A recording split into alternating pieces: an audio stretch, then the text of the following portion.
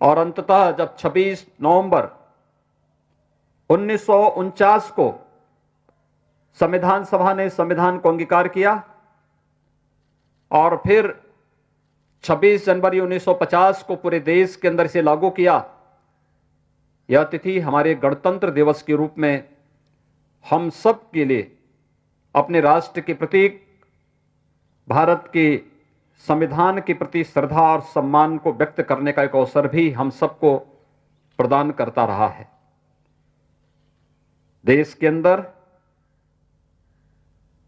हम 72वां गणतंत्र दिवस ऐसे अवसर पर उमंग और उत्साह के साथ मना रहे हैं जब पिछले लगभग 10 महीनों से पूरा देश और पूरी दुनिया वैश्विक महामारी कोरोना की चपेट में है। आपने देखा होगा इस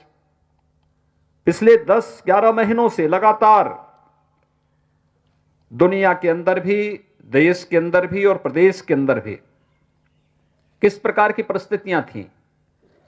कहते हैं कोरोना महामारी इस सदी की सबसे तीव्रतम संक्रमित होने वाली महामारी है। पहली बार लॉकडाउन कैसे होता है इस देश ने यह भी देखा। राष्ट्रीय अनुशासन कैसे होता है,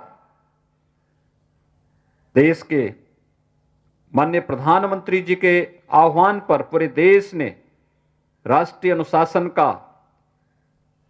जो परिचय दिया, उसका परिणाम भारत के 135 करोड़ नागरिकों की जीवन की सुरक्षा कोरोना महामारी से बचाते हुए हम सब ने अपनी आंखों से देखा है। अन्यथा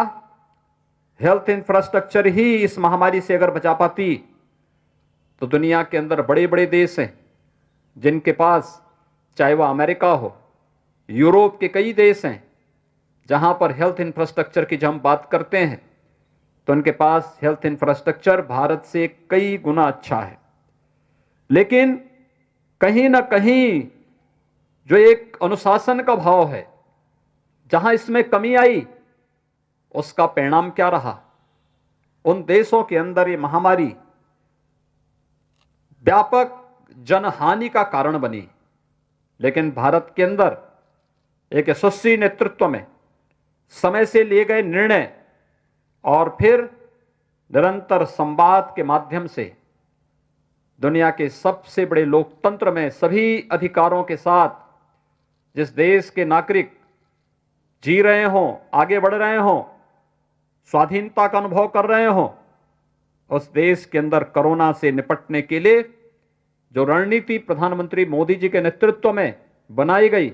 उसने सफलतापूर्वक भारत के अंदर जान को भी और जहान को भी बचाने में महत्वपूर्ण भूमिका का निर्वहन किया है। हम सबके लिए ये 72वां गणतंत्र दिवस इस महामारी से बचाव का उपहार लेकर के भी आई है। दुनिया के अंदर भारत एकमात्र देश है जिसने 2 स्वदेशी वैक्सीन विकसित किए हैं और ये स्वदेशी वैक्सीन 15 जनवरी से देश के हेल्थ वर्कर्स को लगती हुई दिखाई दे रही है। उत्तर प्रदेश में अब तक 2 चरणों में ये वैक्सीन लग चुकी है।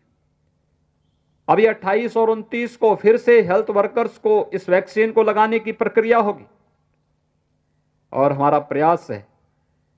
कि 15 फरवरी के आसपास हम कोरोना वॉरियर्स को भी, चाहे वह हमारे पुलिस के जवान हो, सुरक्षा के जवान हो, भारत की सीमा पे रक्षा करने वाले भारतीय सेना के हमारे बहादुर जवान हो, होमगार्ड, पीआरडी या स्वच्छता कर्मी, राजस्व के कर्मी, इन सभी को यह वैक्सीन देने की प्रक्रिया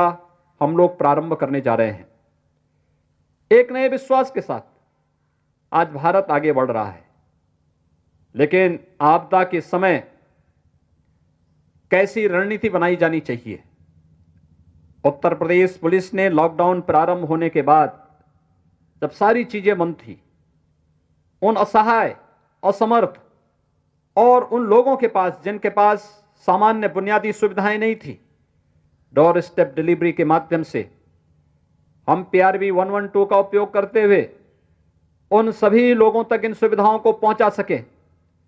यह कार्य उत्तर प्रदेश पुलिस ने किया। राजस्व के कर्मियों ने इसके बाद इसके साथ जुड़ करके 24 करोड़ जनता को कैसे सुरक्षित किया। आज न केवल माननीय प्रधानमंत्री जी ने उत्तर प्रदेश के कोरोना प्रबंधन की सराहना की है, बल्कि दुनिया की सबसे बड़ी स्वास्थ्य संस्था विश्व स्वास्थ्य संगठन ने भी उत्तर प्रदेश के कोरोना प्रबंधन की सराहना की है। हम लोग एक टीम भाव के साथ जब कार्य करते हैं, उसके परिणाम भी उसी रूप में हम सबके सामने मिलते हैं। और आज उत्तर प्रदेश एक नई